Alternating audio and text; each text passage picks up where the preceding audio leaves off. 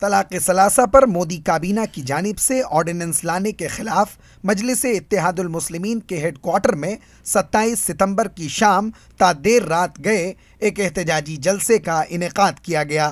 اس اجلاس میں مختلف مکاتب فکر کے علماء نے شرکت کی اور بیک زبان اس آرڈیننس کی مخالفت کی۔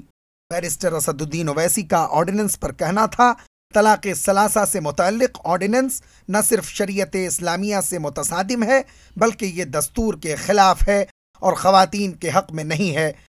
اس لیے مخالفت کرتے ہیں کہ ایک تو یہ ہماری شریعت میں مداخلت ہے، دوسرا آپ کا یہ آرڈیننس ہندوستان کے آئین، ہندوستان کے سمویدھان کے فنڈامنٹل رائٹ کے خلاف ہے، یہ آرڈیننس مسلم خواتین کے خلاف ہے۔ مسٹر اویسی کا کہنا تھا کہ آرڈیننس آئین میں صراحت کردہ بنیادی حقوق کے بھی خلاف ہے۔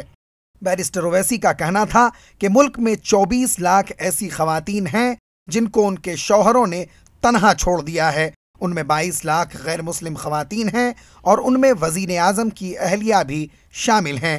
حکومت ایسی خواتین کے بارے میں فکر مند نہیں ہے۔